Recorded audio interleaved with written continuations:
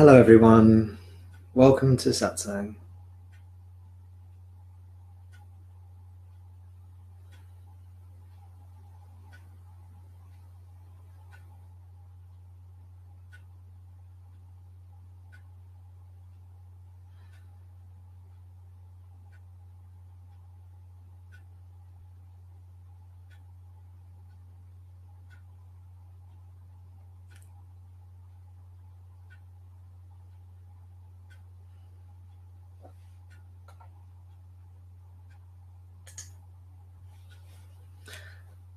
Hello, welcome.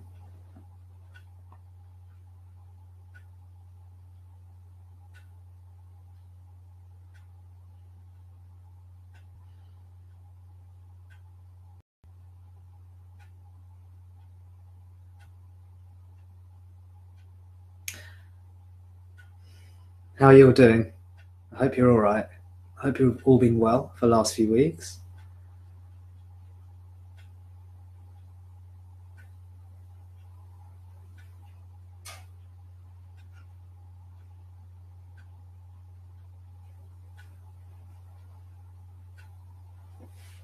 Here we got Diana, hello. Saeed, hello. Carissa, is Carissa or Clarissa? I always forget. Carissa, hello. Richard, good to see you. Ruben, welcome.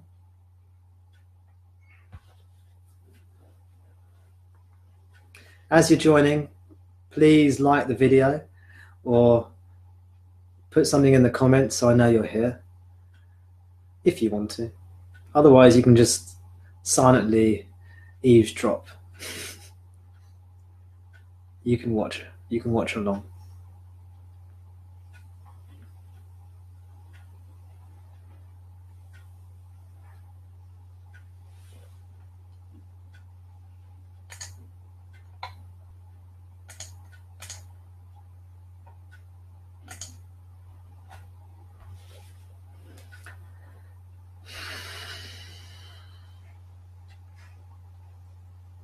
As you join the video, I'd like you to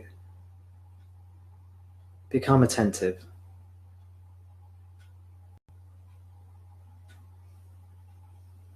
Willem, welcome. Hello. Lena, good to have you with us as well. As people are joining, please like the video or drop something in the comments so I know you're here. I'm reading them as they all come along. Angela, welcome. Claudette, hello to you too. It's really nice to see all your familiar names popping up on my screen.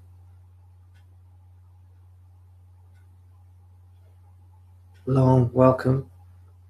As you join, the invitation not only is to like the video and let me know you're here, but to be attentive. Because there's an opportunity here. And the opportunities are always here. But the invitation is here right now to become aware of life as it is. So when we're on Facebook or on the computer, it's so easy just to get distracted by other things, to multitask, to do several things at once. The invitation here right now is for you just to, if you're able to, just drop all that and just become focused on what's happening now. I'd really love it if you could do that with me. Let's see who else has joined. Long, hello. Guy, good to see you here. Edward, likewise. Tobias, good to have you with us as well. Warm welcome to you. Lisa, hello. Hey, even. Lenka, lovely to see you here as well. Omei, great that you can join us.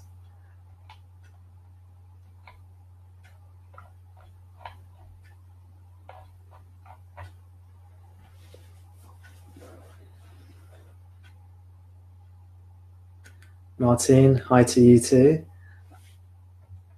So as you're joining the video, and I'll repeat this a few times, because I know people are kind of popping in and popping out of the whole Facebook Live thing. But the invitation is just to become attentive to what's happening. And more than that, to relax. One of the most potent spiritual teachings is just to relax and be aware.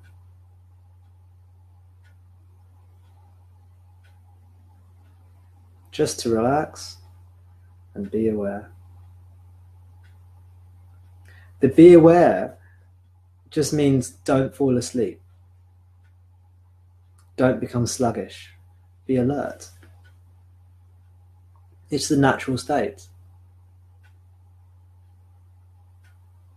Just to be aware. And isn't it true that for most of us, we're so caught up in our everyday things.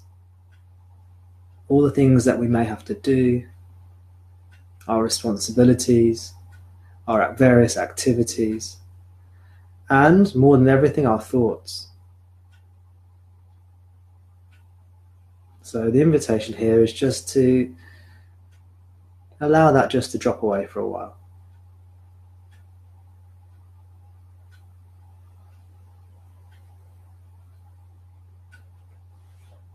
Welcome to people who are just joining us. Please like the video or say hello in the comments. It's nice to see who's here.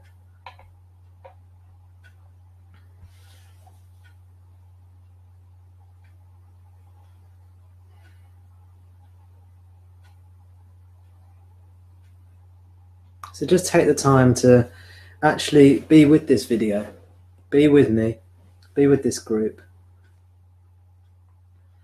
and relax.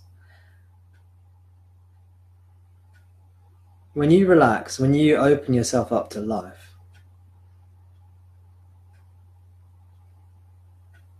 you don't need a teacher, you don't need a teaching.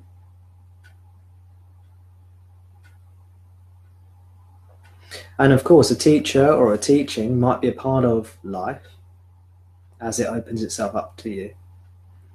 And a spiritual teacher is one wonderful way of learning things. But there are many others too. And life teaches us in so many different ways, doesn't it? Some of the most important spiritual teachings, some of the most important spiritual lessons are not learnt through a formal or even informal teaching or teacher. Although they may as well. They may as well.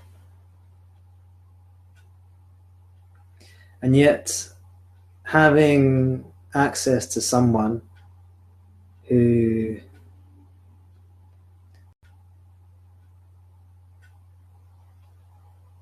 really in tune with reality, with life, who's self-realized, is such a blessing.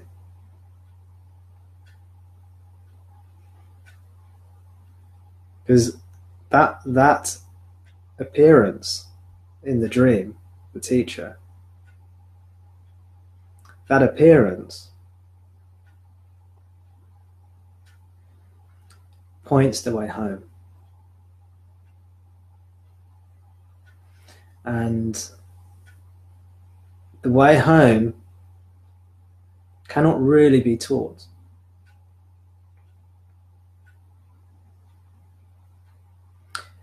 In a way, you've got to figure it out for yourself.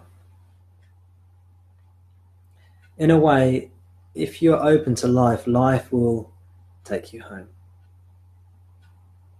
Your own homing, there is a homing instinct inside of us that if we listen to it, it takes us home. And an external teacher, a manifestation of life, as an external teacher can just really, really help that process. But if you get in touch with that inner teacher, wow.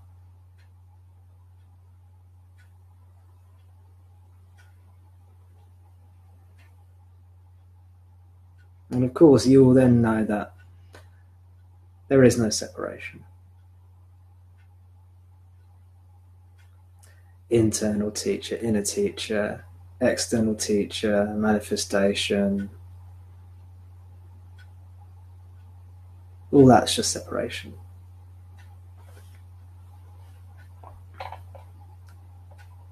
Some more people have joined. Welcome to people who are just joining now. It's great to have you with us. Craig, hello. Teresa, hello. Yo, Casper, how you doing?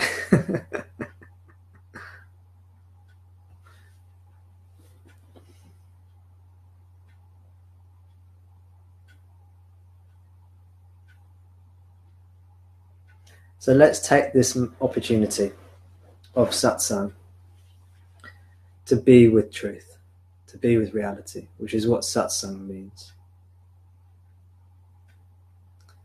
And traditionally, satsang means to be with a teacher who embodies that truth. But a deeper meaning is to be with yourself, to be with reality. And who can teach that to us? Who can teach reality? Well, you can't really put it into words. You could say the only thing that can teach reality is reality. And how far are we away from reality?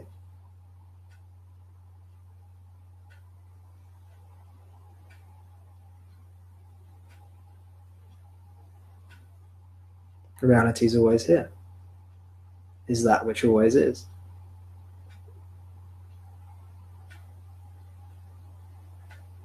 And it's separate from nothing. One with everything.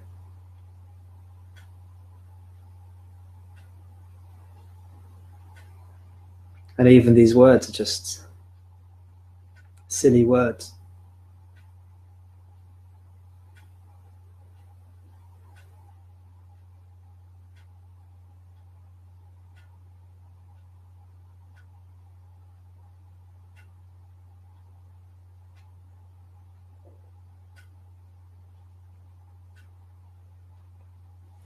So it's really nice to be here with you all.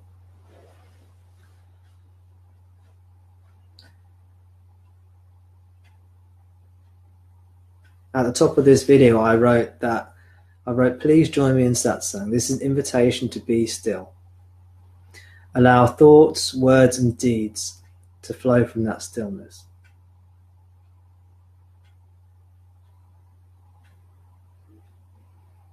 That means just relax.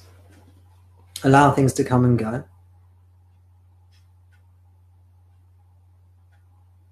No need to cling. No need to get caught up.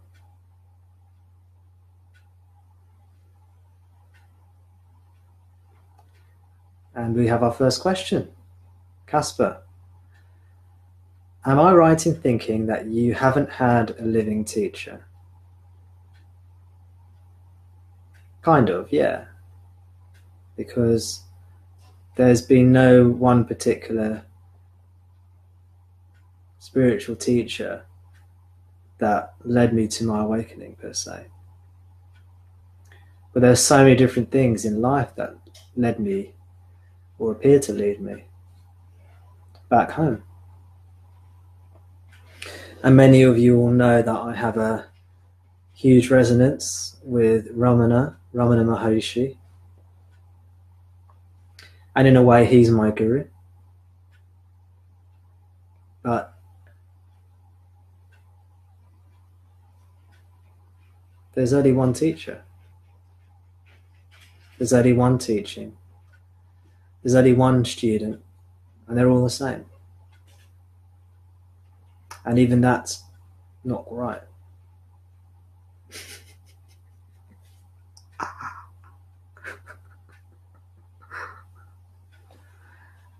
So the basic answer to your question, Casper, is yes, I haven't had a sort of proper guru, as it were.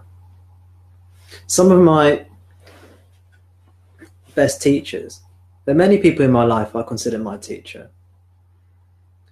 Well, there are a few people in my life who I consider teachers, who I've felt a real connection with. And they haven't actually been people who were necessarily what you might call spiritually advanced. You know, in many ways, at the time when they were teaching me, or I was receiving a teaching from them, I mean, it's interesting. These people didn't consider themselves to be teachers. I just use that word because I consider them to be teachers of me, my teachers.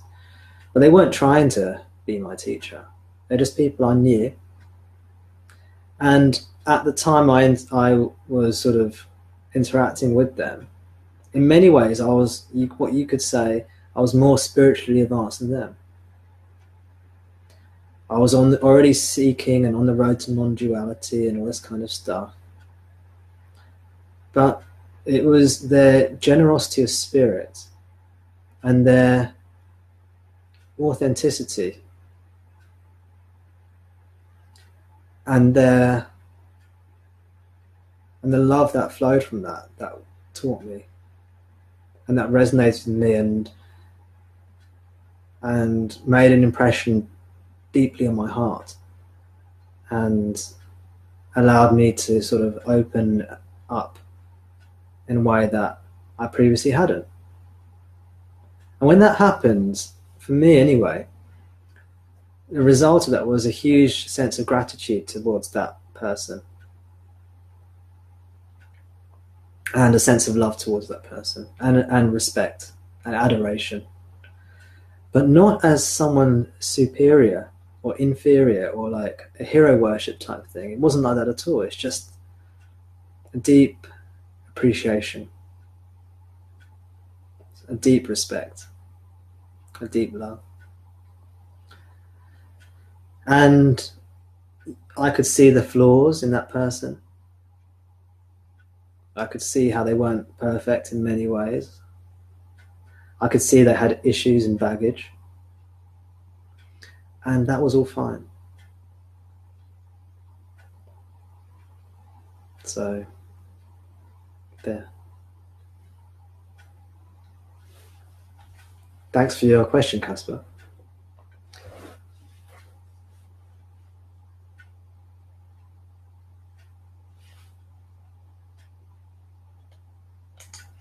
See, more and more, I really don't have much to say.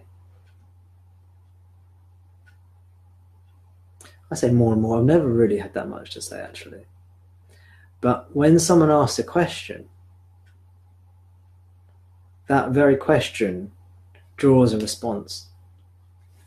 And that's one of the main ways the teaching is actually born. A few people have asked me to do videos on certain topics, and I haven't done it because when I'm on my own, I don't really have anything to say. So I could turn the computer on, put on the camera and everything, and I don't really have anything to say. But in a setting like this, there's some questions and I know people are listening, and that draws a teaching out of me.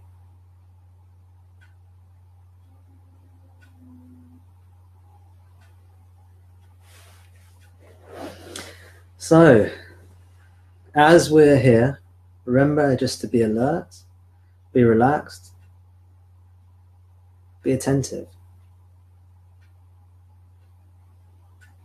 The mind is looking for something usually, right? The mind is looking to get something. What is your mind trying to get right now? Can you notice that movement of trying to get somewhere in you right now?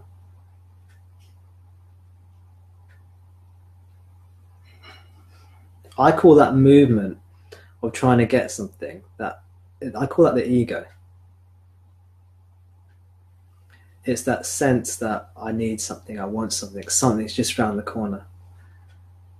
Some amazing jewel is not here, it's just right around the corner. And maybe a book or a teacher or a teaching or a practice or a meditation is going to get it for me.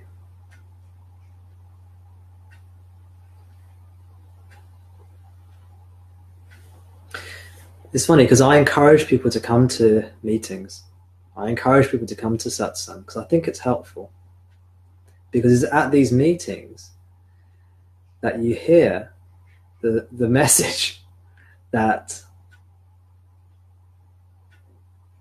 the seeking is the problem. And of course the seeking is also the answer, because the seeking is what brings us to the meetings and brings us to the teachings and makes us ask those questions. And it's those questions and the responses to those questions and how those questions unfold and develop and ultimately disappear.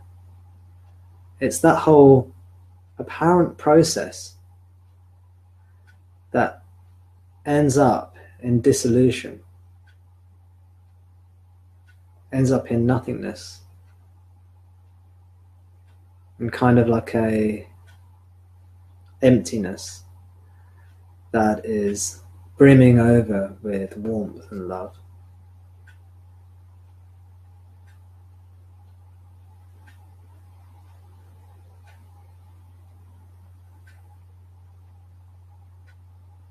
So it's good to be at Satsang. It's good to be here. If you think it's good to be here, then come.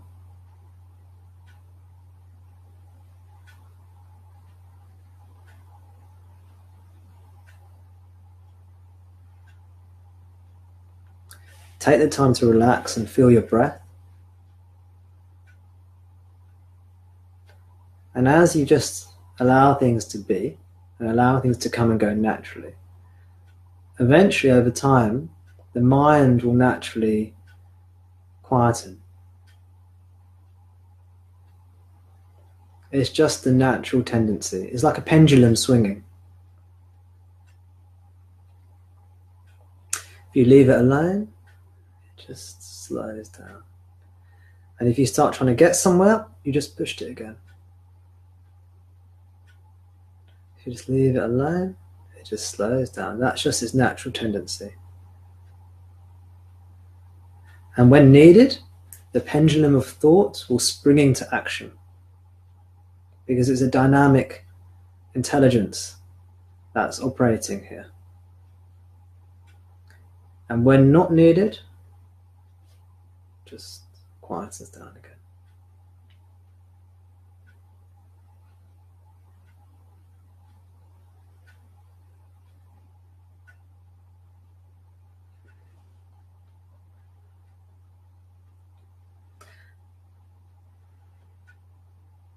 Okay, we've got a few more questions. Let's see how many we can get through.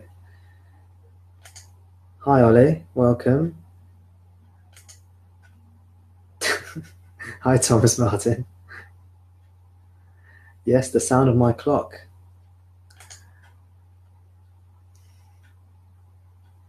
Should I turn it off? Should I turn the clock off? Let me know. I think it's there in all these videos, because the microphone I use is actually quite sensitive when I use it with Facebook. So I think you can hear quite a lot of stuff, any kind of subtle noise you can hear.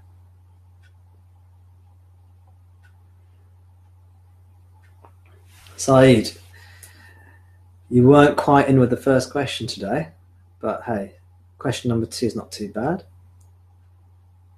Why does God allow suffering if there is only love? How is suffering an expression of love?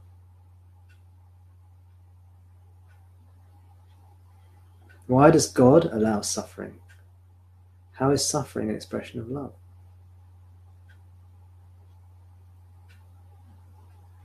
There's only love. There's only love. That's my conviction.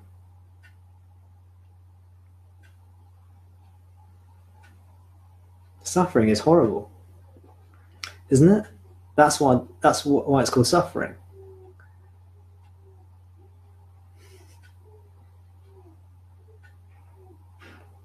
I don't know if you can hear that. That's one of my kids pretending to suffer.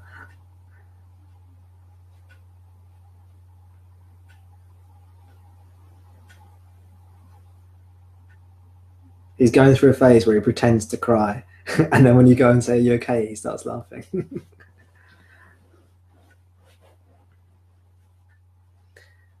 Why does God allow suffering?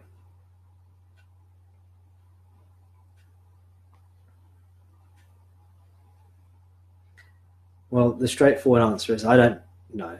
I don't understand. I don't understand the universe and why everything is the way it is. Why are we here? The fundamental questions, there is no actual answer, but there are some stories. There are some stories which I can give you. And one story which can be helpful is that God gives us suffering so we can grow. Because it's through suffering that we seek. If we didn't suffer, we would never seek. If we never sought, if we were never looking, then we'd never find. But all this begs the question, well, why do any of this in the first place? Because this is just like, it's, freaking annoying, right? Well, I don't know. But my intuition says that there's love here. And this is love.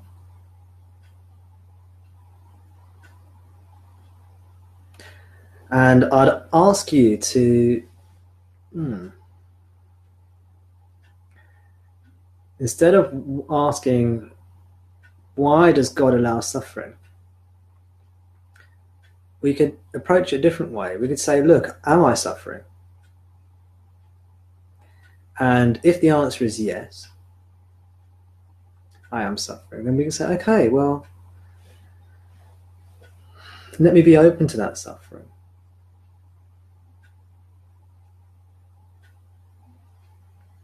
Rather than saying, why does God allow suffering? You can say, well, why am I suffering?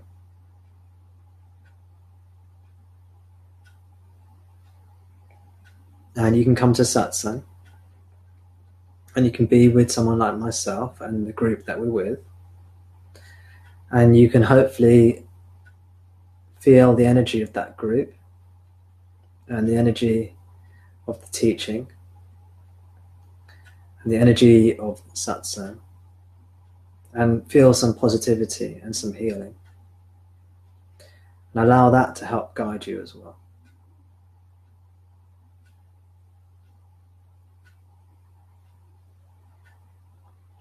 But a lot of horrible things happen in life, and some of them seem very unfair, and some of them are unfair.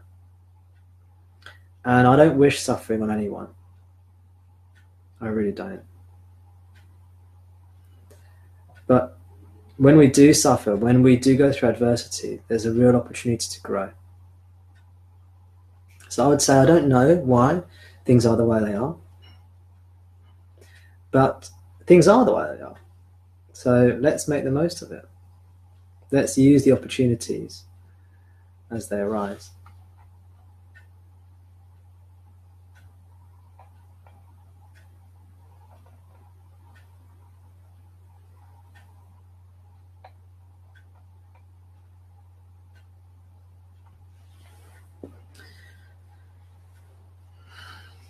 My personal experience is that suffering has always allowed me to deepen my understanding. And whilst I never really want to suffer, when it's happened, when it's happening, there's always been benefit from it. And suffering can teach you like nothing else.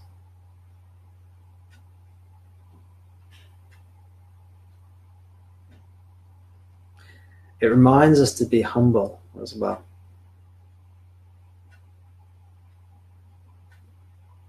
It keeps us real. It keeps us humble. prevents the ego from inflating too much and flying off in this bloated helium balloon and getting ahead of itself. And suffering alerts us that something's not going right.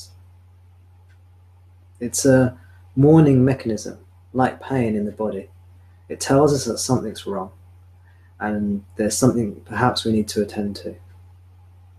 So it's a great gift to us. And as I said, there's atrocious suffering going on in the world. I'm not making excuses for it. I'm not wishing that on anyone.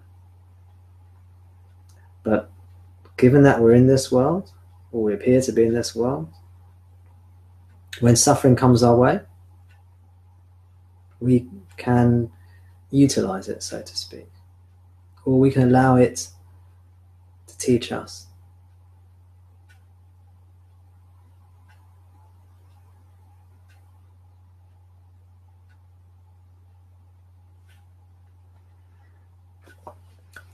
So Craig has a question. Hi Craig. You've written, sometimes Ramana says to stay with the feeling of I.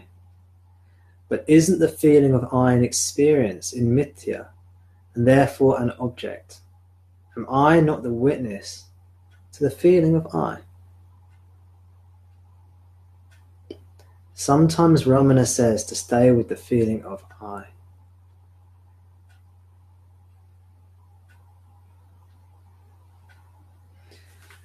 Ramana, my beloved, my Bhagawan Ramana, he often taught people to attend to the sense of I or me or the ego. And this was one of the ways he spoke about his Atma Vichara, his self-enquiry practice. One of the ways he talked about it was attend to the me, attend to that feeling of I. Look at that feeling of I. Examine me. Look at me. Ask yourself, who am I? Ask yourself, where does this I come from? And then, through investigation, through direct experience, and not just theoretical knowledge, through experience you will see there is no I. And when that I, that ego, that me is seen to be non-existent, instantaneously in that moment, the true self is revealed.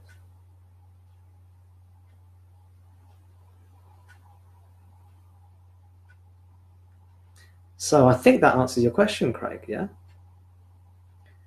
You've written, isn't the feeling of I an experience in mithya? Mithya is a term used in Advaita Vedanta, Sanskrit term, and it's translated in different ways depending on the school of Vedanta, essentially.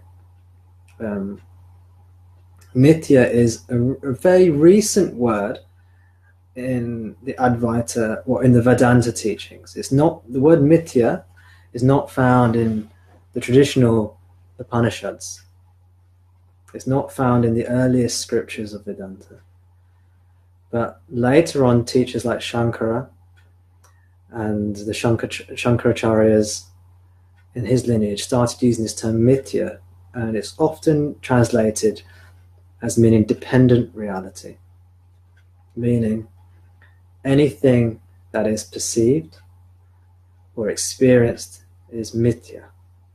And it's called dependent reality because it's dependent on, in their way of looking at things, on the substratum of consciousness or awareness, which is the true I.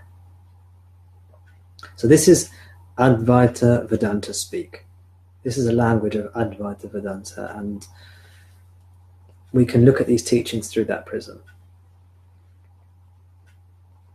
And in looking at teachings in that prism, anything that's experienced or perceived is mithya. And I am that which perceives. I'm the perceiver.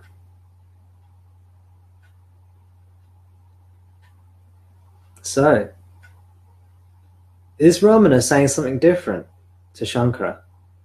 Shankara talks about mithya and how whatever arises within the awareness, all the objects are just that, they are objects. And therefore they cannot be me. That's a very powerful teaching. One of the problems of it is that it can become intellectual. I'm not the body, I'm not the mind, I'm not the world, I'm not the I am consciousness. And then that's your mantra.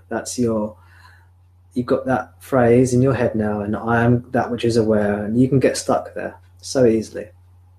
If you forget to relate that teaching to your direct experience.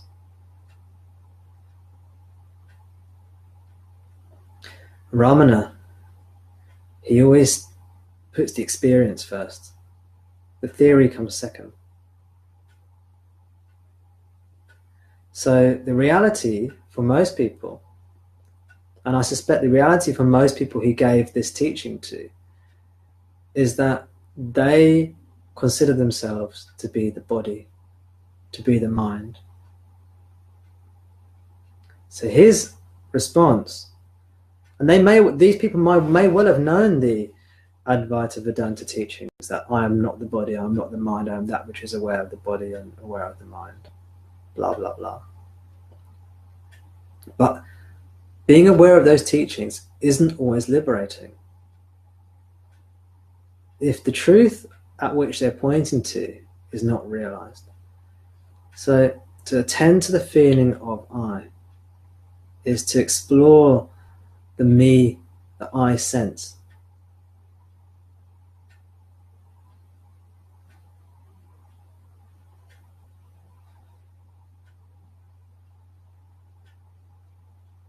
You can do it now.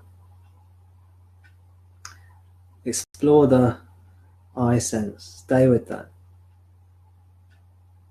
Then you realize it's just some sensations, just some objects, as you say, Craig. And you are not that. You are. There's a witnessing presence, and those are appearing in that witnessing presence. Right? And that which you really are is unchanged, and is of the nature of love, consciousness, being, bliss.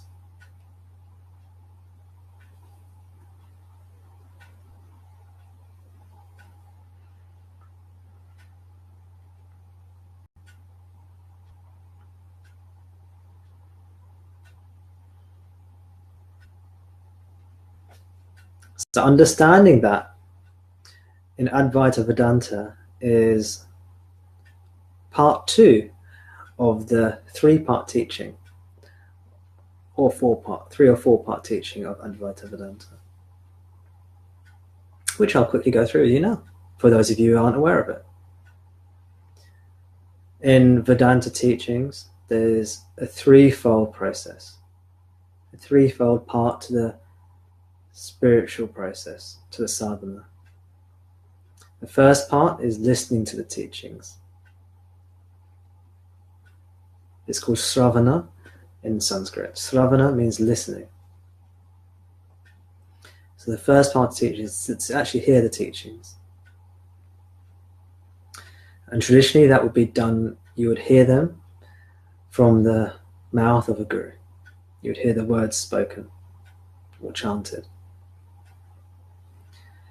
And then the second part is to think about the teachings,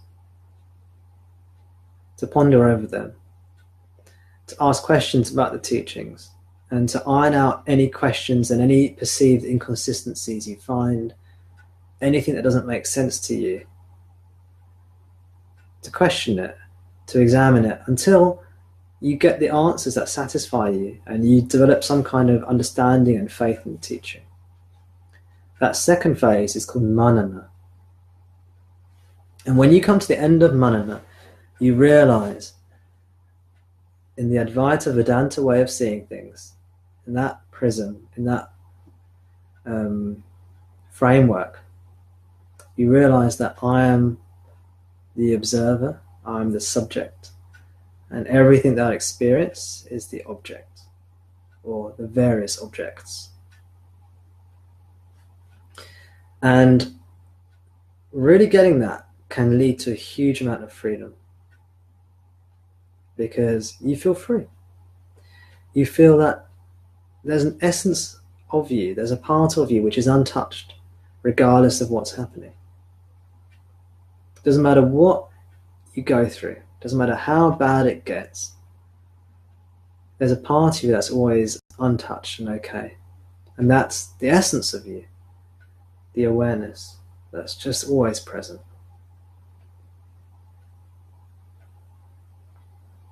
And some people call that self-realization, because you've realized who you are. But hang on a sec, I said there were 3 or even 4 parts, didn't I? See, that's not the end of the story.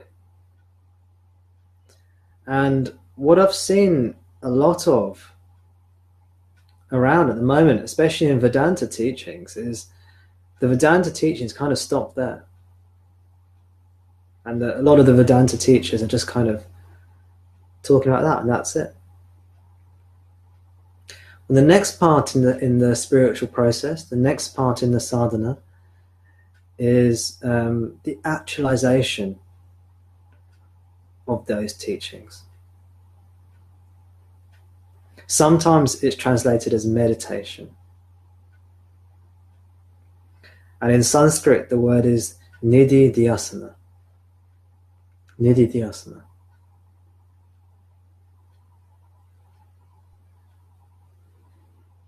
And nididhyasana is having grasped the essence of the teaching, that I am that.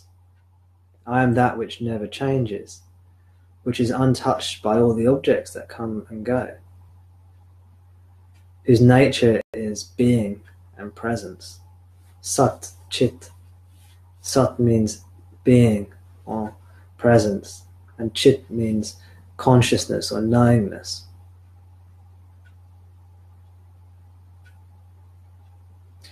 They often forget to talk about the Ananda. Ananda means bliss, because at the stage of manana, you'll feel the bliss of the self sometimes. But the happiness, the bliss will come and go, because you're still not pure.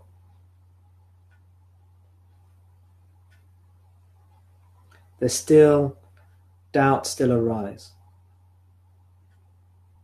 The self-knowledge is not stable. And fundamentally, the belief that you are the body-mind, the belief that you are the body-mind has still not fully disappeared. Because who is saying that I am not the body, I'm not the mind? It's the mind. The mind says, I'm not the body, I'm not the mind, I'm unchanging, I'm eternal, I'm timeless. Who's saying that? The mind's saying that. And there's still an identification there.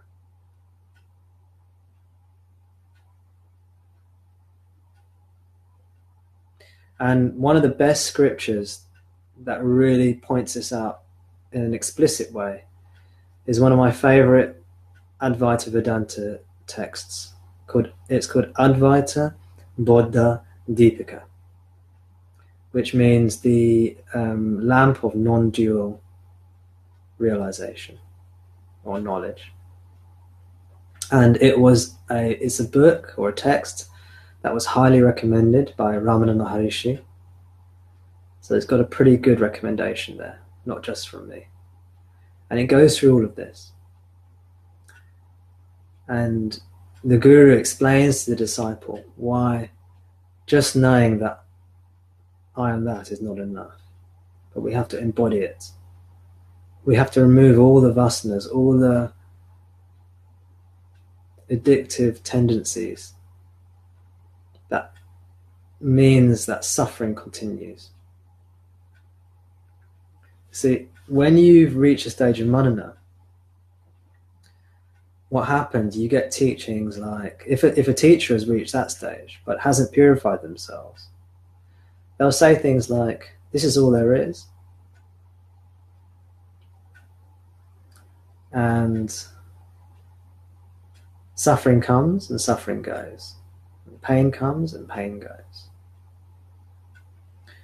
Whereas when the teacher has gone through nididhyasana, it's just, there's no suffering, there's no ego.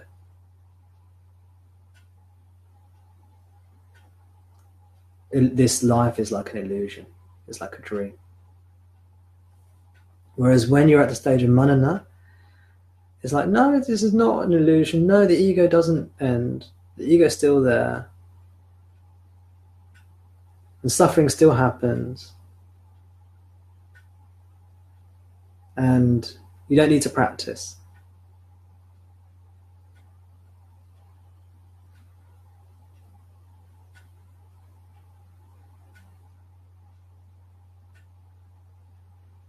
But that's ignoring the purification aspects of the teaching, which is often what quite a lot of people don't really want to hear. You know, who wants to hear that it takes time? Isn't time meant to be an illusion? Aren't you meant to already be enlightened? Also, this doesn't make sense, does it? Well, you don't have to believe me. You don't have to believe me. You can read it in the scripture. You can hear what people like Ramana say. But you don't have to believe them either. You don't have to believe the scriptures. You don't have to believe the sages. Because where's the true teacher? Teacher is within and without. Teacher's here. So when you understand these teachings, and if you're into non-duality and you've been following various non-dual teachings and reading about it and studying it and learning about it, and very importantly, looking at your own experience and comparing the teachings to your experience, seeing if they're true for yourself. If you do that in a fairly short amount of time, within maybe 1 or 2 or 3 years, many of you will get a good understanding of the teachings. Because that's the end of manana. You've heard the teachings, which is shravana. You've pondered on the teachings. You questioned the teachings. You compared it to your experience. You've reasoned it out. You've figured out the truth of what they're pointing to, finally. All the apparent inconsistencies, you started to figure out how they're more consistent now. And then you have a realization, and it's free. You might have a realization of no self. You might have a realization of no time. You might have a realization that nothing's here. Or that there's nothing to get.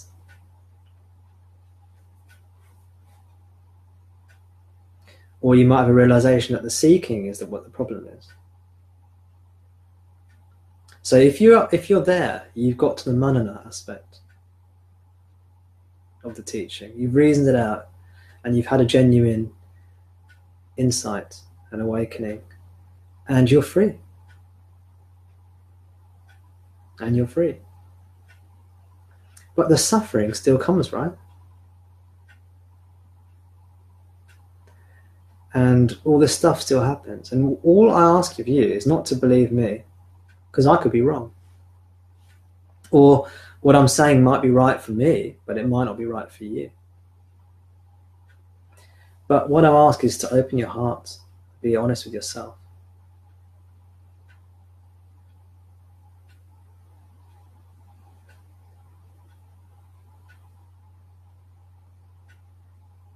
Often there'll be a realization of resistance and perhaps of a deep need for silence and stillness.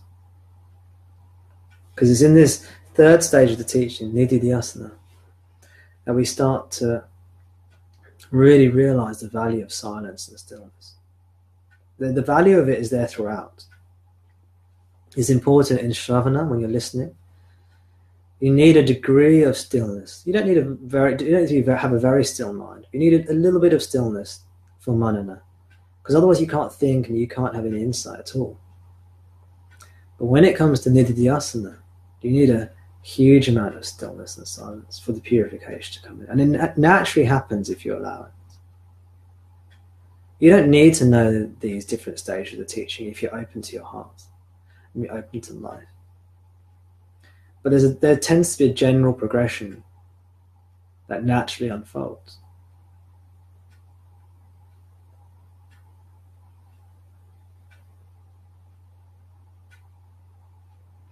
And here is when the devotional aspect can really kick in as well. If it hasn't already for you, if the devotional aspect of the teaching hasn't kicked in for you, if it's just, you don't really understand all this love, bliss stuff and this devotional, this deity worship type stuff, if that hasn't already kicked in for you, then at the nididhyasana stage, the purification stage, that can become very important, because our emotions are starting to purify. Our addictive tendencies are falling away, are loosening. The body-mind, apparent as it is, illusory though it is still purifying.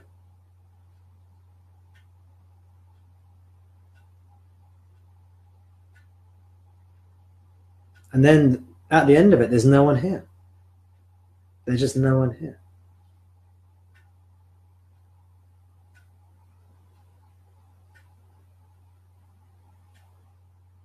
I said there are 3 or 4 stages. Some texts talk about the 4th stage as samadhi. And Shankara talks about this in Vivekachudamani, his text called Vivekachudamani, which means the crest jewel of discrimination. And Advaita Bodha Deepika, this text I recommended earlier, also talks about it.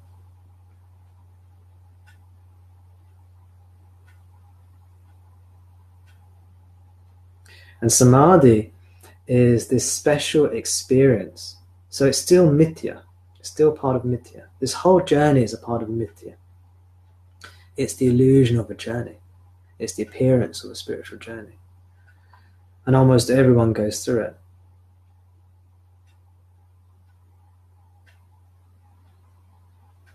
Apparently. There's certain stages that just appear to happen. There's an apparent order to this apparent reality.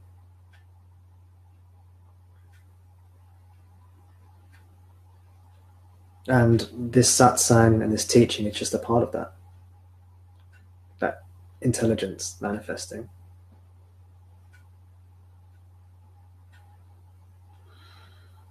So samadhi is a special experience where there's an experience of being awake and aware, but without any objects. And it's an intensely purifying and moving experience. And the teachings say this experience is necessary for full realization, for nididhyasana to complete itself. And not only is it necessary, but usually you have to stay in this samadhi for some time.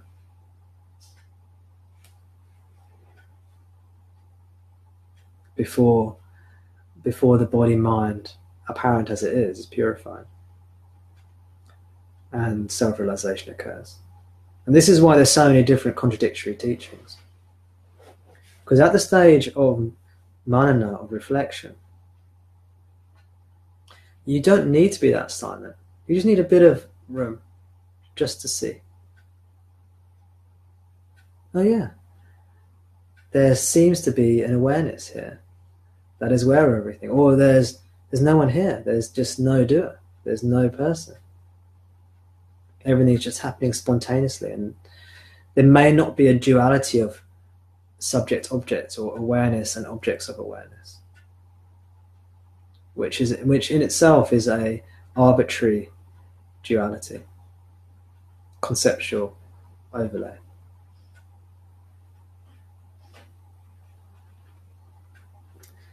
But when nididhyasana has occurred, when you've gone through that purification process, there's nothing left.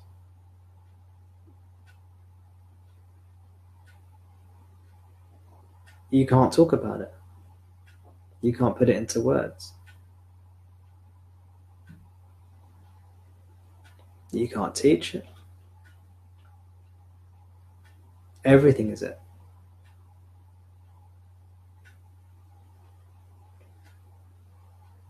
Nothing is it.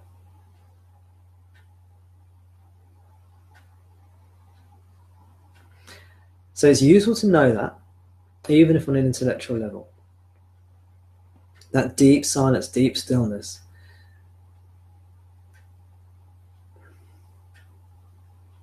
can be a huge aspect of the latter part of the journey, if not throughout. And unless you understand that, you won't really understand how the different spiritual teachings across the world that spontaneously arise. Because as I said, this teaching just spontaneously arises in your heart if you're open to it. You won't understand how these teachings work. You'll be arguing. But let's say when the realization is full, there are no contradictions. Everything is well. Everything is fine. False gurus, true gurus, it's all good. There's only one teacher. There's only one teaching.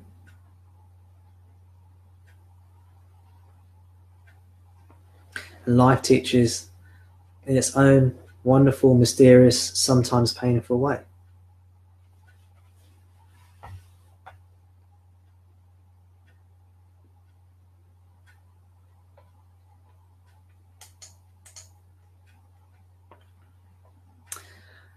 Craig, thank you so much for your question. And I hope you don't mind my prolonged answer.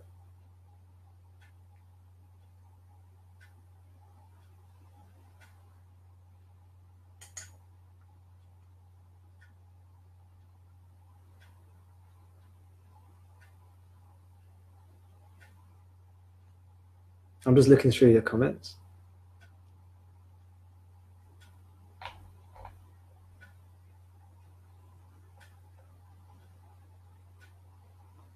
Edward, hello. Great to have you here with us. Glad you could be here. You've written, Tom, would you say that one of the most important things is to be honest to oneself, being conscious of illusions, and having the courage to face truth?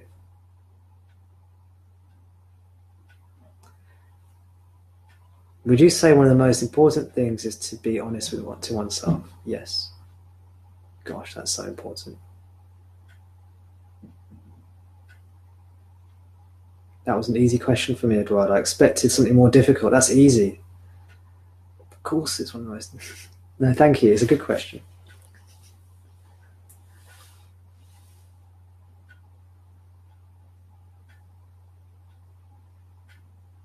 It's so important just to be honest with yourself. If you're honest, the problem with teachings and verbal teachings is they're all wrong in some way as well. And if you get caught up with any teaching, anything I'm saying or anyone's saying, too much on the verbal level, you can get tied up in knots. Whereas if you're honest with yourself, if you're truthful with yourself, you're not going to be led astray. If you're deeply honest with yourself, deeply truthful with yourself, that is going to take you home. Because you'll realize, oh yeah, I'm still seeking here. Or there's still this issue going on there. And if you don't deny that, then that itself is going to create the circumstance for growth, for development, for learning, for dissolution. And the treasure that's already here is revealed through that self-honesty. And I think one thing is that a lot of people sell themselves short. They try and pretend that they're okay where they are, rather than being honest with themselves, which is they want more. They want more. Our heart wants more. It doesn't want mediocrity. It doesn't want averageness. It doesn't want the mundane. It wants more. But okay, again, what is it for you? What does your heart yearn for?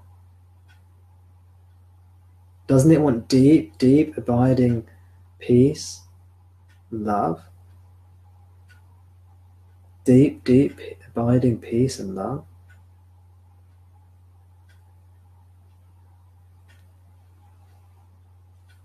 Don't sell yourself short. And be honest with yourself. What are you looking for? What do you want? Have you found it? And then also take the time to be still. Otherwise, you just get caught up in all this desire. There's no perspective.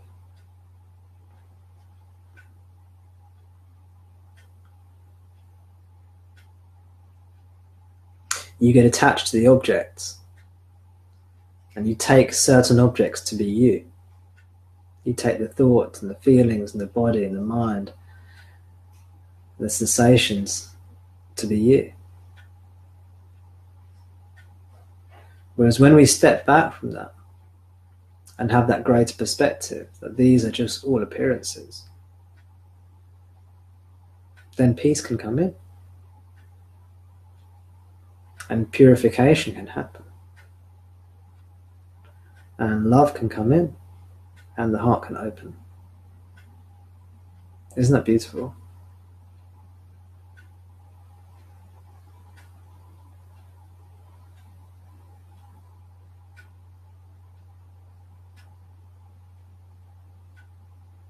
So we don't have to worry about all these things. We don't have to worry about getting the right teaching and the right teacher. We can just open ourselves up to life. And we can also realize that our teacher doesn't have to be fully enlightened or fully liberated. They can just be the person who we resonate with right now. As I described to you at the beginning of this, someone I considered my teacher, in a way I was kind of more spiritually developed than them at the time, but they had something to teach me. Their generosity of spirit and their authenticity spoke to me and taught me. And I'm truly blessed for that.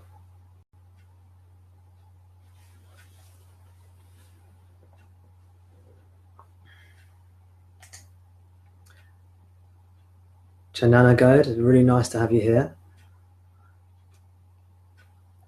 Guy, you've written, yes, Tom, suffering promotes inquiry and suffering arises due to resistance. Absolutely.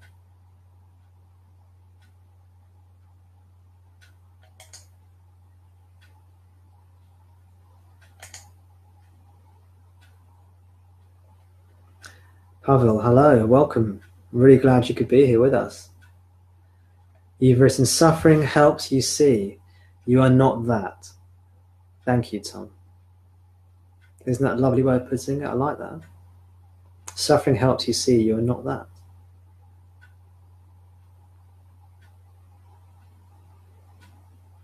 So suffering happens when we think we are an object, we are the body, mind. It can tie us up in knots. Because there's such a strong habit of identifying as body and mind, identifying as a separate me.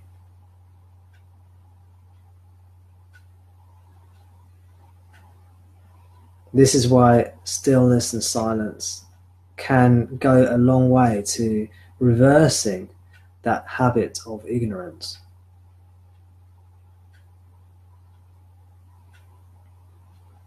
Just to realize, just to see that process in action, to see how an attachment can create suffering, and to see that coming from a place of relaxation and peace can allow that suffering to dissolve.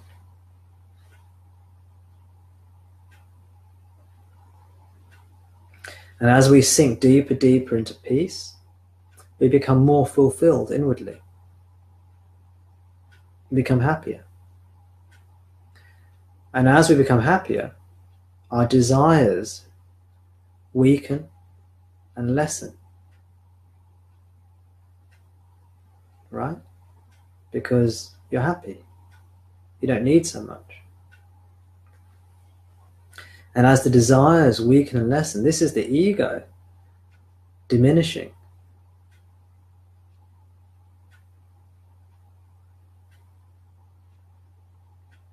And ignorance diminishing.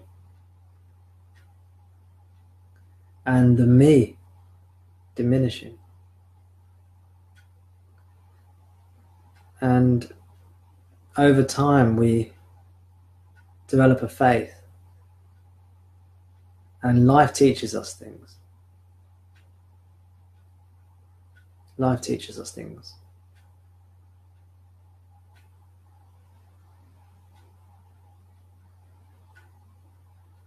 It teaches us that all is well. Even though it obviously isn't if we look around us, we see so many horrific things and so many things that are not going well. And so many things that can potentially go wrong. But we start to intuit this love that's everything and always here.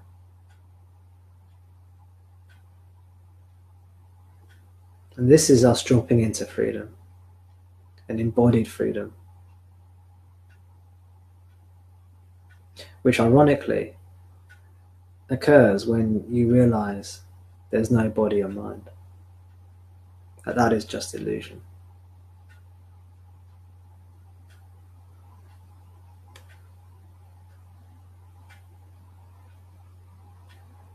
Jananago, you've asked the question. Will acceptance and surrender be helpful to face suffering? Well, yes.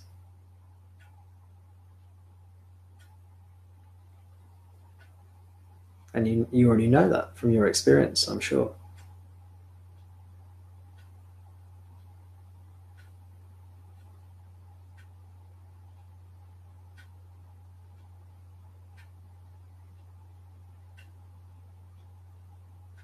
There's a time for surrender and acceptance. There's a time to fight and resist.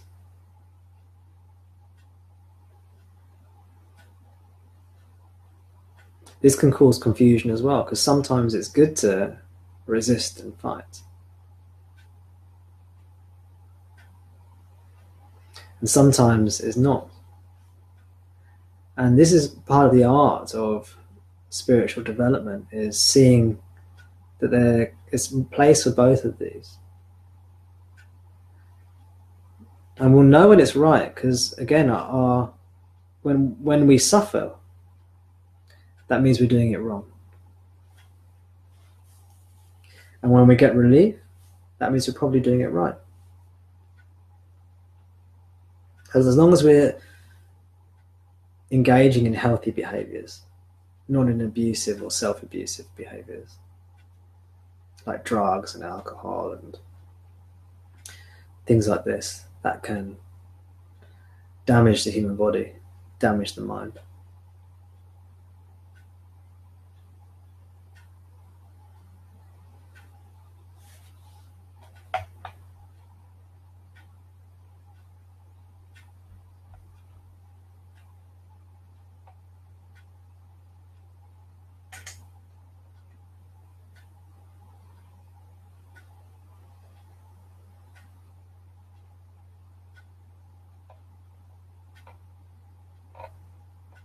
I'm just looking through some more of your comments.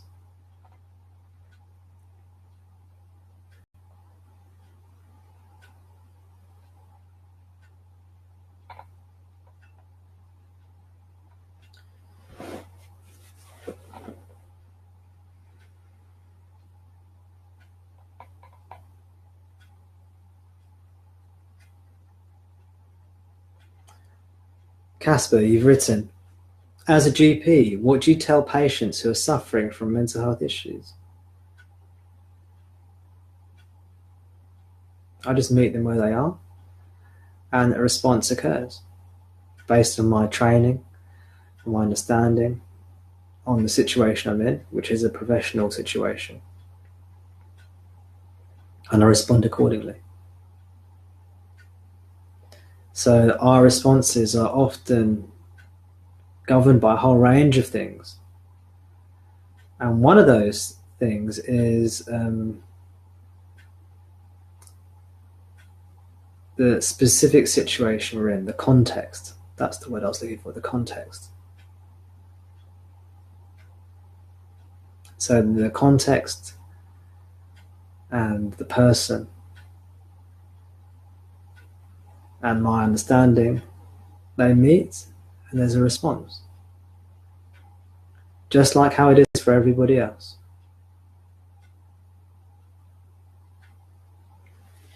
Okay. Lenka, you have a question. Lenka, you write, Tom, please, when I'm asking who am I, everything stops and no answer comes up. No definition, no opinion, no feeling, just nothing. So empty, blank. And then what? It is too neutral, blank. Thanks, Tom, for you and your contribution to us. Well, thanks, Lenka. You're really welcome. A response to your thank you. Thank you as well. Thank you for being here. Thank you for asking the questions. Thank you for helping produce the teachings. And that's for each and every one of you who are here listening or asking questions or just being here. I really appreciate your contribution and your presence.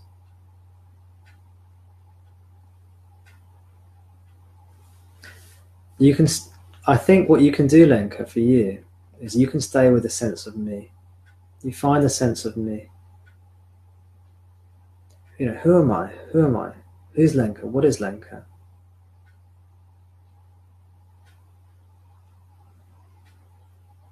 Is it a feeling? Is it a sensation?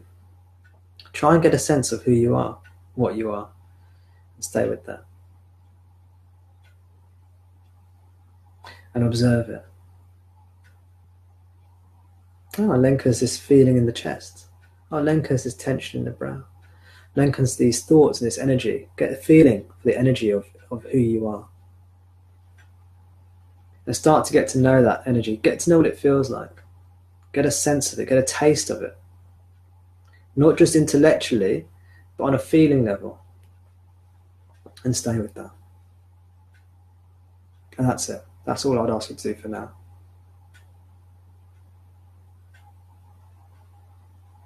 And see what happens with that.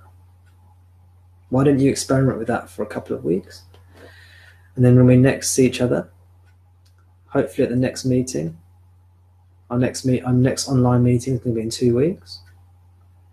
And it will be a Zoom conference call. And I'd love to hear how you're doing. But what I want you to do, Lenka, is that when you are feeling happy, don't go with the happy feeling. Go with, oh, who is feeling that? Who am I? Who is that feeling that? And come back to the I. So whenever the I reaches out somewhere, bring it back. I'll tell you what I mean by that. Whenever I goes, I am happy, and it's identifying as something, I am happy, then put it back and say, who is this I that's happy?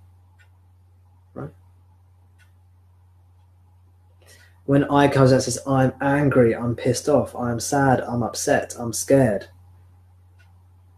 Put it back. Who's upset? Who's scared? I. Stick with the I. The pure I. Not that I am this or I am that. Who's this I? Just come back to the me. Oh, I'm like this, I'm like that, I'm so clumsy, I'm not good enough. Don't indulge all the stuff too much. Bring it back to you. Who's this I? Who is that I?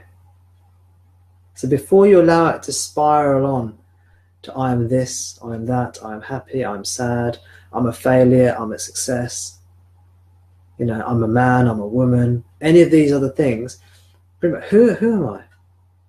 Keep on bringing it back to the I. So don't let it spiral out too much. If it's very forceful, you might need to allow it to spiral out for a bit, play out for a bit, and then you bring it back. So be gentle. But if it's very little, oh, you heard that, right? Bring it back. Snap it back. Whose is I? When you go off in the thoughts, don't allow yourself to think too much. Who's thinking? Stick with it. So it's not just like sometimes you do this. It's like all the time. I. Who's this I? Cling to the I. Find out who this I is. And obviously at some point you're going to start getting, you know, the I is going to branch out and you're going to have all these different branches. Once you realize that, try and relax and bring it in. Who is this happy or sad or angry or whatever I? Who's this clever I? Who's this stupid I? Who's this successful I? Who's this beautiful I? Who's this ugly I? Who's this failure I?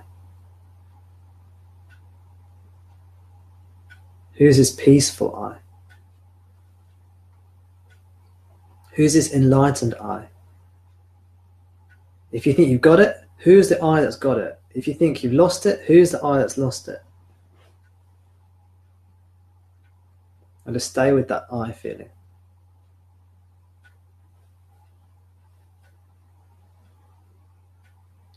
One way to help you remember this is to take up a mantra. A mantra is a verbal or a mental syllable or phrase that you repeat. And one of the wonderful mantras that Ramana recommended was the mantra I. Right? I. Repeat it. I. You can even chant it.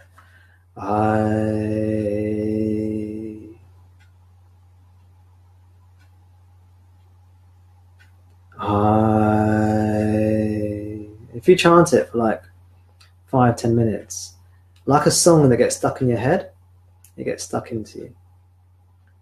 And it starts to take a life of its own, like music can, like that annoying catchy song that you can't get it out of your head. It takes on a life of its own. These teachers can do that if you allow them to. When you hear that I mantra, you're like, oh yeah, who am I? What is the I? Feel the I. You're not trying to get rid of the I. You're not even trying to transcend the I. Not now. Not yet. Who is this? What is this I?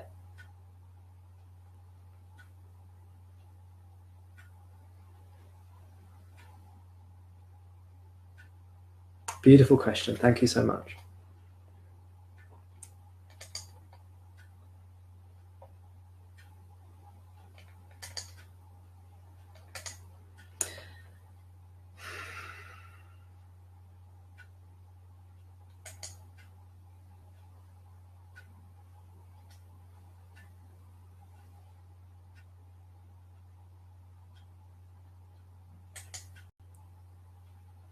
Thomas Martin. You're making me laugh today. You've asked me a question. Do you believe in life after love? Isn't that the lyrics to a Cher song? I'm pretty sure that is a lyric to a Cher song. Do you believe in... Okay, I'm not... Okay.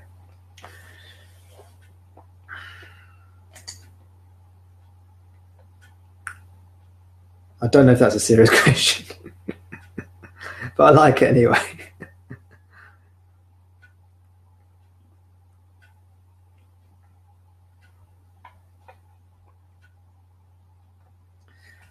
Oh, well, as I can see, there's another question from Nikki, which I'm going to touch upon in a second. So I can see some more people are joining throughout the whole thing. So I just want to welcome everyone who's joined. It's really nice to be here with you all. It's a real privilege.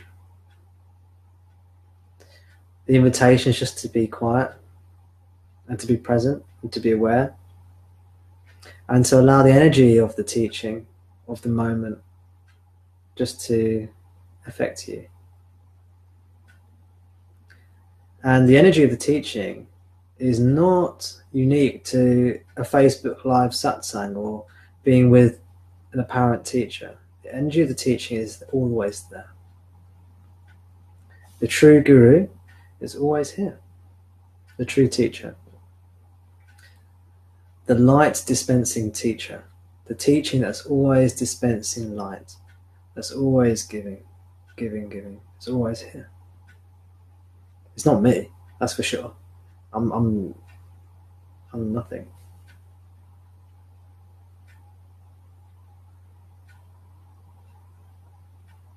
The teaching is always here. The teaching is life. Hey, and I'm a part of that, as are you all. So welcome to everyone.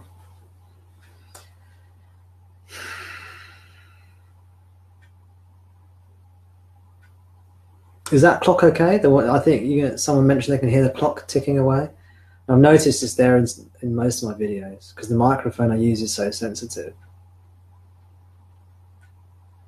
Maybe I'll put a poll up on Facebook. Who wants the clock there? Who doesn't? Let me know if it's bothering you. We'll turn it off.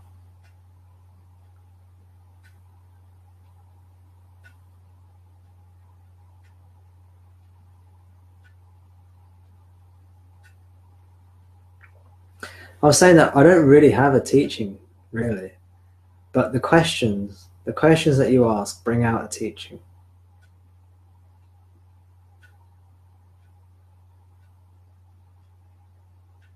When I'm by myself, I don't really have anything to say or to teach or anything like that. And when I come to do these Facebook Lives or any meeting, I don't have anything to teach.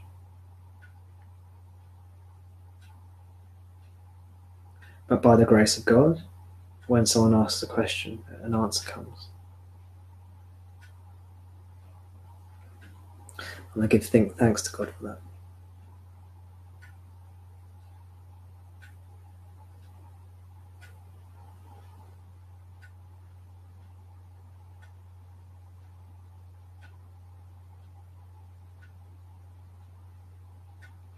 I encourage you also to give thanks, to give gratitude, to have gratitude, to give thanks, to be thankful.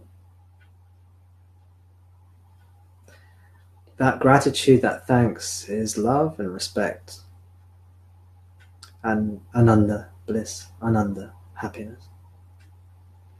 So as we give thanks, we're actually getting in touch with reality, which is happiness and bliss and love.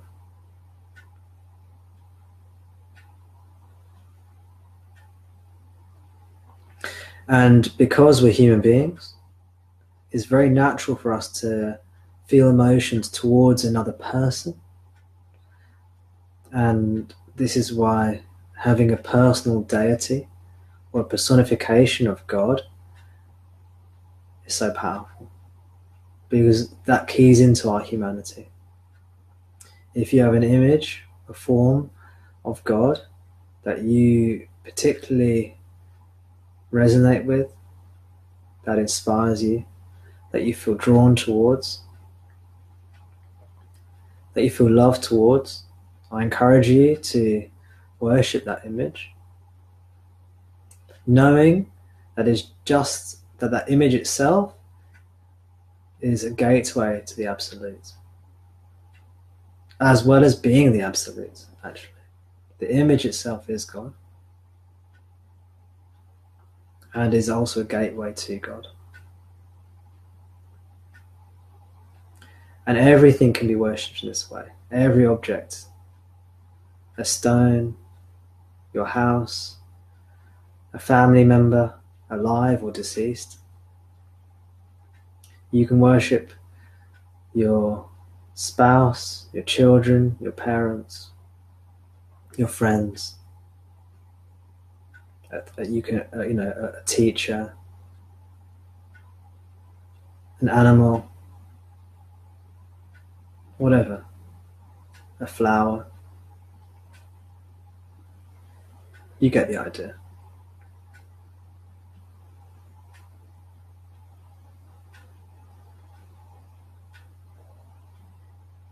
I have a picture of Ramana, and whenever I walk past that picture in the house, it reminds me of him and my love for him, and I often give him a few bows and prostrations. And I've got a statue of Ganesh, and I've got an Om sign, and I've got a couple of pictures of Jesus. These are all manifestations of the divine that work for me, this particular body-mind entity, and that have worked for me and continue to inspire me and continue to draw love and gratitude.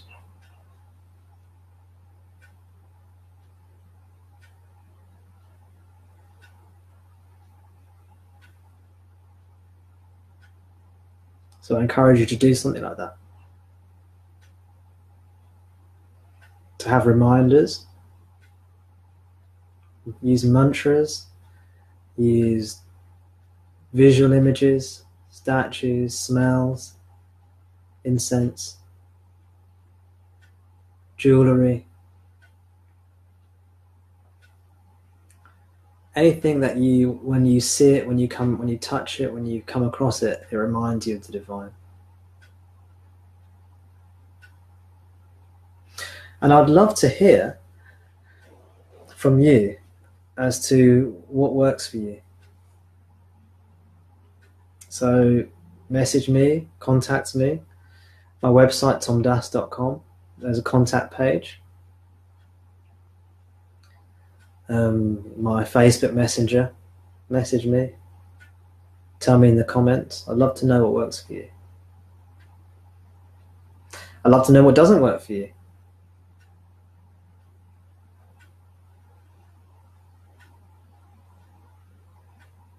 Okay. Nikki, thank you for your question. You have written, I'm in the third stage. This is, for people who've just joined, this is a stage of purification of Nididhyasana in the Advaita Vedanta framework of looking at things. I have a lot of deep emotions, you write, Nikki. I have a lot of deep emotions coming up, very intense. Any tips for being with these?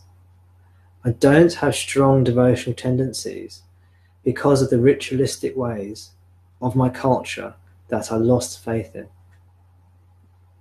Devoted to Ramana and the Guru's teachings. Namaste, namaskar. So, I have a lot of deep emotions coming up, very intense. Well, I don't know you personally, Nikki. I don't think we know each other, do we? The reason I say that is I do meet quite a lot of different people in Satsang, so I don't think we've met. And it depends how deep and intense these emotions are. It depends how traumatic they are. And it depends how much they interfere with your day-to-day life.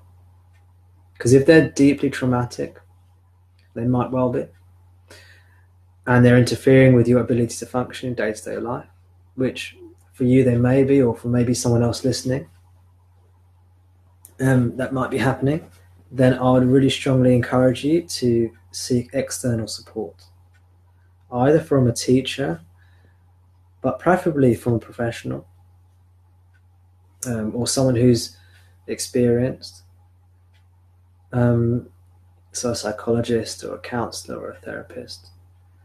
And if you don't feel like doing that, just to talk to somebody, talk to a friend, someone you trust. And if you can't do that, then write things down. It'd be hugely beneficial.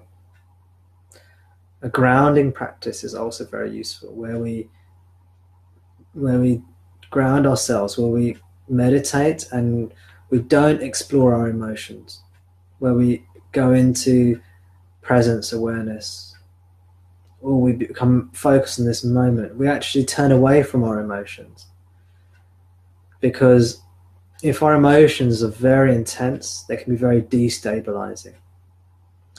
And if you are approaching intense emotions from an unstable place, that's a recipe for more destabilization and more suffering. Whereas if you are in a stable place where you're grounded and you're rooted and you're safe and you have perspective and calm and peace, from that place you can process even the most intense of emotions.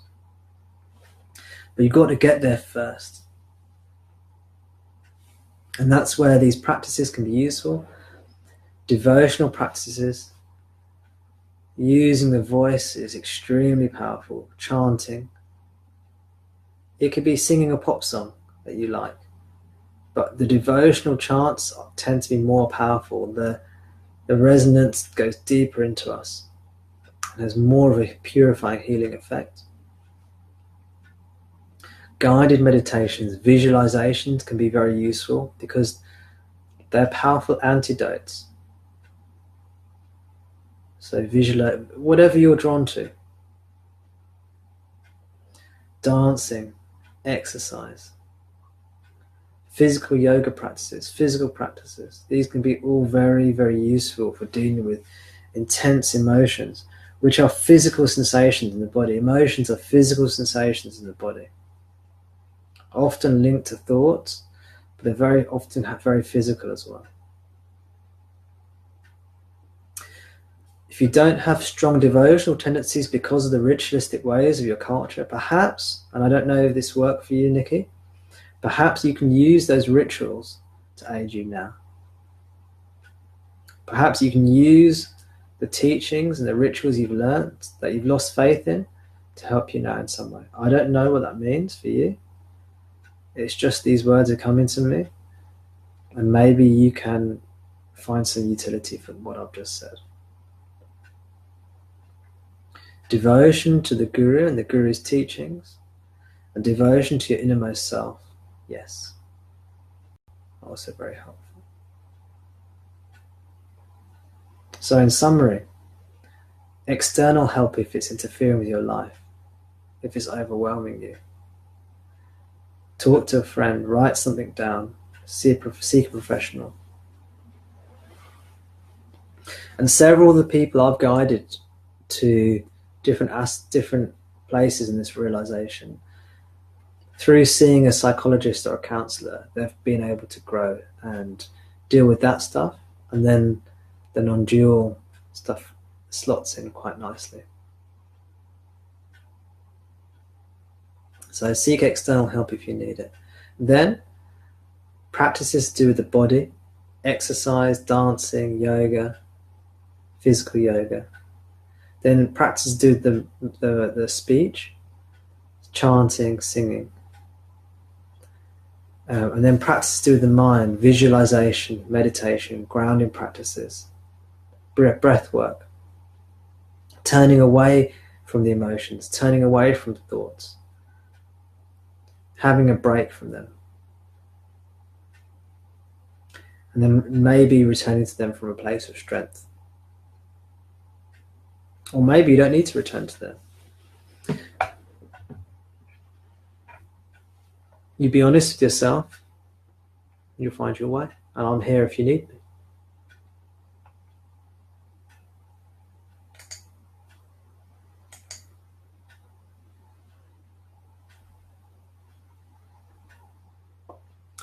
Guy, you've written thanks, Tom. Peace in. Thank you too, Guy. Thank you so much. Claudette, you've written thank you. Thank you to you as well, Claudette.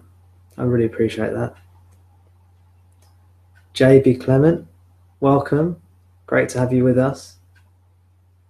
Real honour to have you here. No doubt. Thank you, Tom. Thank you too as well, JB. Edward, you've written, your presence is the teaching, Tom. Yes, thank you. And my presence is your presence, isn't it? So your presence is the teaching, Edward, right?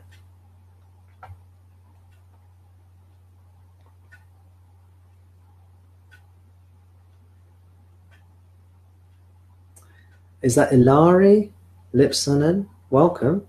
Great to have you with us.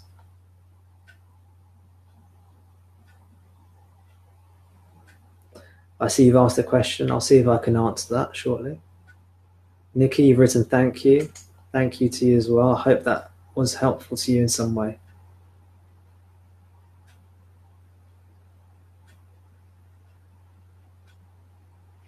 I just want to share this beautiful comment from Chanana Guide. Chanana Guide has written, when I wake up in the morning, I get spontaneous visualization of Sri Ramana along with Sri Ramakrishna. Throughout the day, I do have these images when I need them. They make me strong. I also internally chant Gayatri mantra, placing the sounds visually on the appropriate places of the body. Wow. Isn't that amazing? This teaching is so holistic. If we're open to it, it uses every aspect of life, our body, our mind, our soul, our spirit, music, dance, success, catastrophe, calamity, the entirety of life. Pictures, statues, idols, prayer, worship, negative emotions, positive emotions. The teaching comes to us in so many ways. Wow. It's almost overwhelming and awe-inspiring to think about it. There's this saying in Christianity, the Lord giveth and the Lord taketh away. God gives to us and God takes away from us. All in love. All in love. Hallelujah. Isn't that wonderful? Not necessarily wonderful at the time it's happening, I know.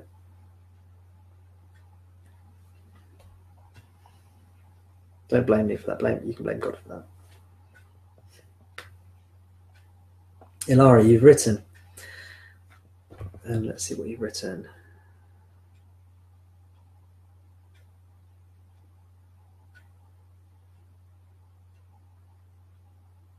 Okay, Ilara, you've written, I am making music as a hobby, and I've come to a stage where I notice the I being in the way of creativity. I'm not that long on my spiritual journey, but I would like to learn to pass the I. Anything about this? Well, what's coming up for me is the same thing that I said earlier to Lenka, which was to focus in on this sense of I and a sense of me, and find and learn about it, learn to be with it, and learn to identify what it is for you, what it feels like, how it acts, what it does, how it thinks, what it wants, and on an intellectual level and also on a feeling level, what does it feel like to be an I, to be a me? What does it feel like to be you? What is it to be you? What is the actual experience? And take time to do this. You know, take an hour out of your day, every day, to sit in silence and just be with this. Now, an hour might seem like a long time, but think about what else you do with that time. I mean, if you can only do 20 minutes, 20 minutes is going to be great as a start. And when you do this as something you can enjoy. It's a break from life. Just, I'm just going to take a break from life and treat myself and just be with myself and learn about myself and make it something enjoyable and relaxing. Because otherwise you won't continue. Otherwise it'll just be a passing fad and it will just be something you do for a short amount of time and stop. Whereas this is about creating kind of habits for life, or for at least a long time. And you said you're not that long on your spiritual journey, so just have patience with it.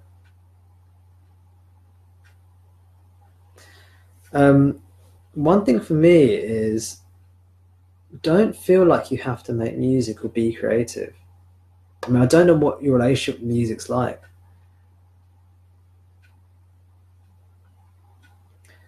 When the music making comes, you can make the music. If it's a hobby for you, you said it's a hobby, not a career. So it's a hobby, then, you know, just let it flow naturally, as I'm sure you're already doing. And if it's not flowing, that's fine. Maybe it's not meant to flow. Because music isn't always meant to flow. There's a time for music, and there's a time for no music. And sometimes it's lovely to express, and sometimes it's not right to express. Sometimes it's not right to speak, to utter. Sometimes it's more beautiful not to make the music.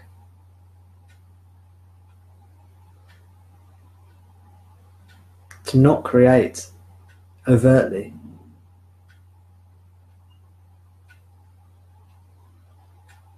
See, true art is in the living, isn't it? It's in the living. It's not in an object.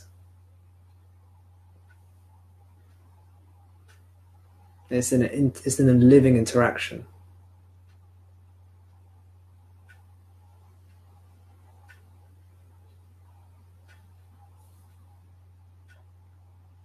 And a lot of the best art, in my view especially anyway, in my view, a lot of the best art inspires us to be without the I. It takes us to a place where there's no me. Even if just momentarily or temporarily.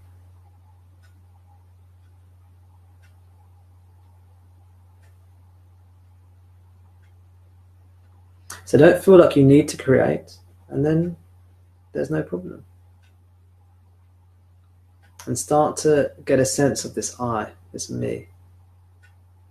And as I said to Lenka earlier, if you were listening earlier when I was addressing Lenka's question, when you feel happy or sad, don't allow yourself necessarily to feel so happy or sad. Just come back and say, well, who's feeling happy and sad? What is that that's feeling happy and sad?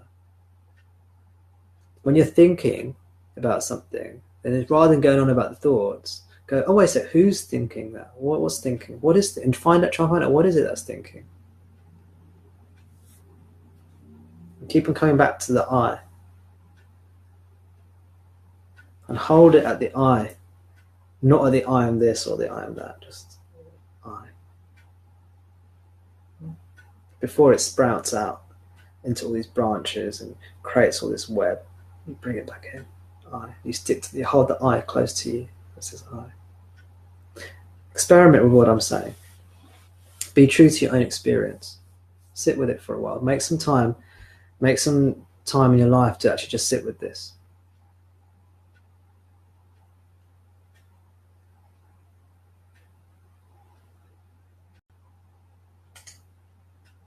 Ramana Kumar Balaga, I hope I pronounced that right, Balaga, welcome.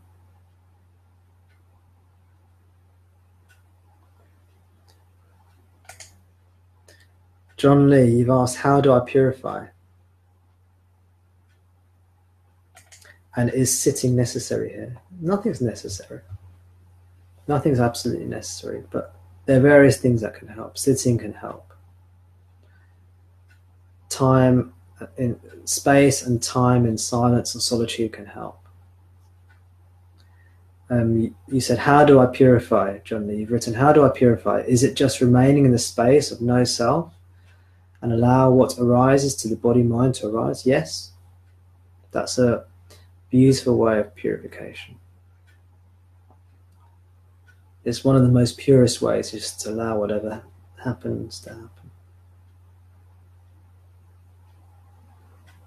And then we can use coarser practices. That's one of the most sublime, subtle practices, one of the highest practices, just to allow what happens to happen. But we can use coarser practices involving the body, the speech, and the mind, as I explained earlier on the video here.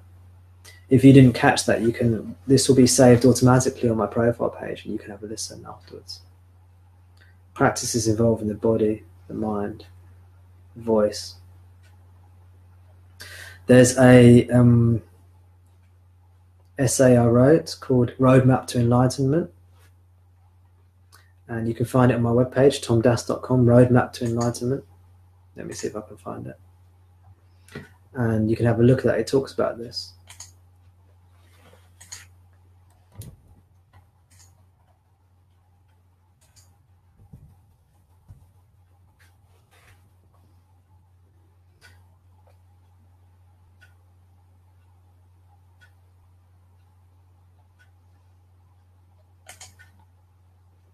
Maria Franco, you're watching? Great. I'm very glad you are.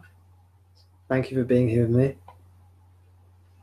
Ilari, you've written, thank you for your answer and for the peaceful feeling your presence brings. Oh, that's lovely.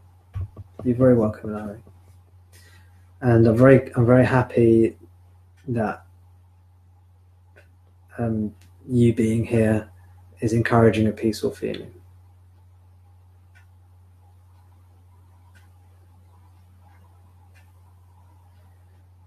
Omkar Sharma, thanks. You've written, well, thank you too.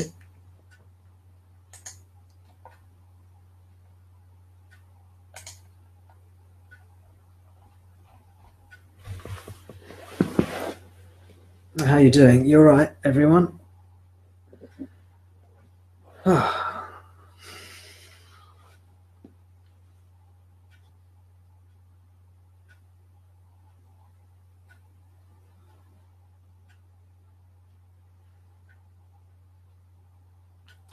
So if you just allow yourself to be quiet, to be still,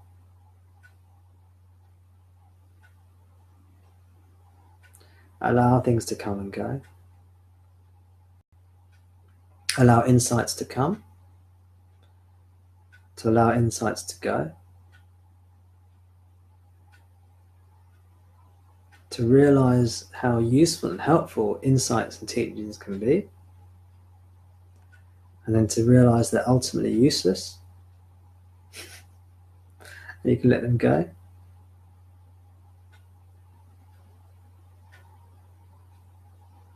Because this isn't really about getting anything. This is about seeing through the entity that believes it can get something or thinks it needs to get something.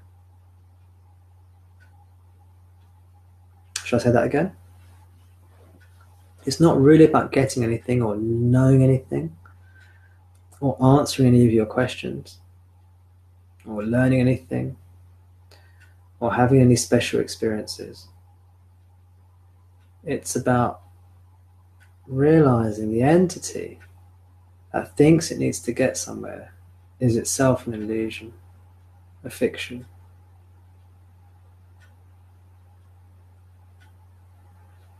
When the entity is seen to be a fiction, the whole of reality is seen to be a fiction. The whole of your reality, the illusory reality, is seen also to be a fiction. And how can you put that in words? How can you put what remains in words?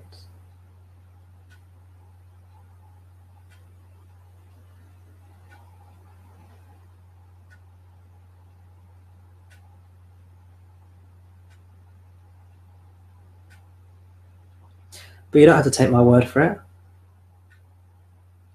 You don't have to worry about any of that stuff. You just have to relax and be awake and quieten your mind.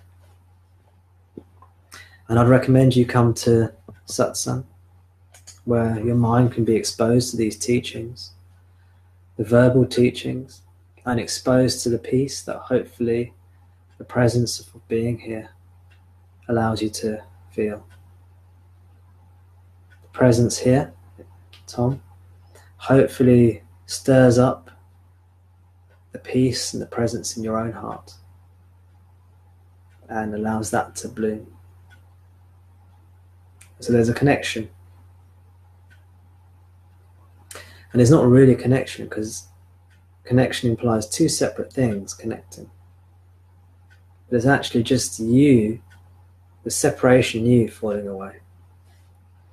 And as the separation, which is an illusion, as the illusory separation falls away, it feels like a connection. Whereas actually you're coming home.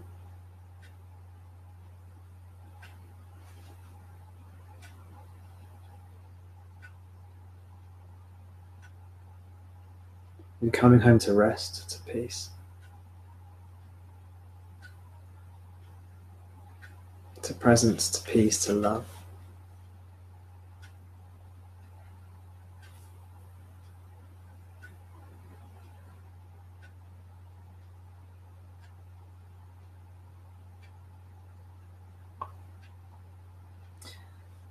Lenka, you've written, Tom, I love to appreciate, so please let me. So much wisdom and versatility you shared tonight. As always, so much wisdom from you. Thank you so much, Lenka. As always, I take no credit for anything that I've said that's of any use to anybody. I hope what I say is useful, but by God's grace, this is God speaking to you, as everything is God speaking to you. So I'm really humbled by what you say, Lenka. I'm really appreciative of it. I fully accept your thanks and appreciation. And I hope you know that I cannot claim any ownership, or I can't claim any kind of that I've had it. This is just the way it is. It's got nothing to do with me. And in fact, as I said to you guys, to everyone here before, it's the questions that pull out the teaching. So really, what's happening here in this satsang, if anyone's found it useful, it's the whole of life coming together, producing this moment. The questioner, the seeking, creates a response in me, and then a response is issued. It is what it is.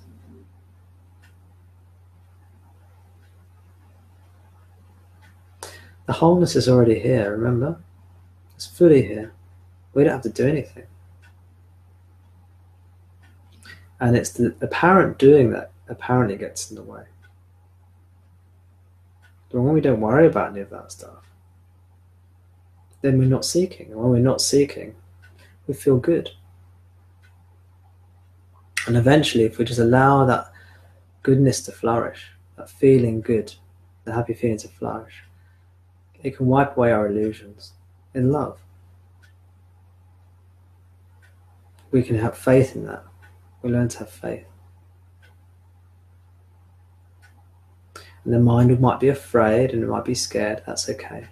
We can allow the mind to be afraid and to be scared. And we can have love for the mind. We can allow the mind and its fears to teach us. And eventually we let it all go. Because it's all suffering.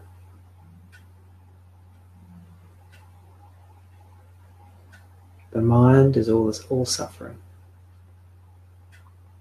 And then the mind still functions, but it feels very different.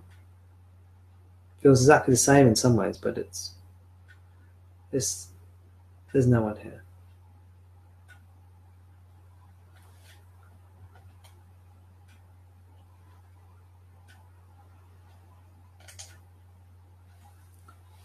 Teresa, you've written thank you, Tom. Well, thank you to you, Teresa. Martine, you've written we're having a great time with you, Tom, and all of you. Yes. Me too. I'm having a great time with you all as well. Bethleen, I love what you just put there. Welcome, Bethleen. Welcome. Hope you're enjoying the latter minutes of this satsang.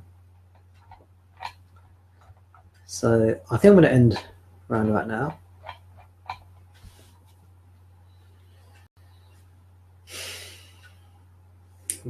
Thank you all for being here. Allow me just to give my thanks to you all. And can I invite you all just to join me in thanks?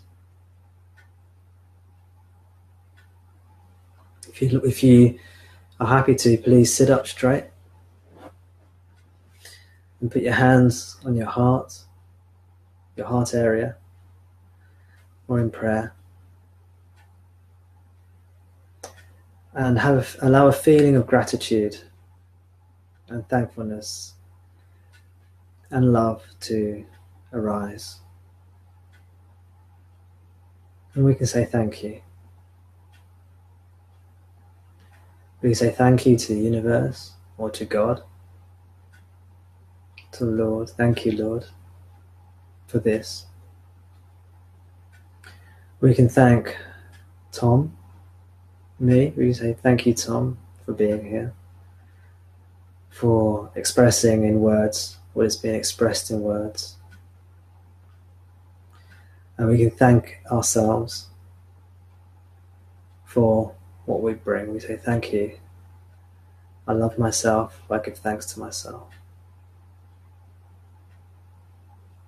And we can just be thankful to everything, to the computer for allowing this to happen, to the technology, to the internet, to life. And we can throw away all the particulars that we're thankful towards. We can just be thankful.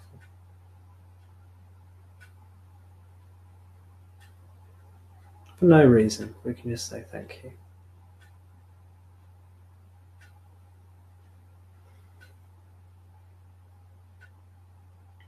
Well, personally, I'm very thankful to all of you for being here with me. I hope you're all well.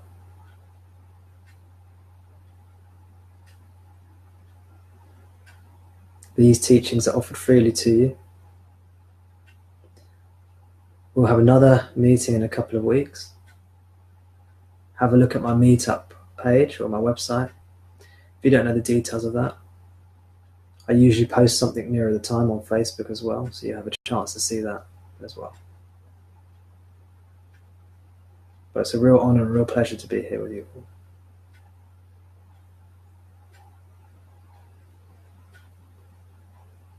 Okay, take care everyone.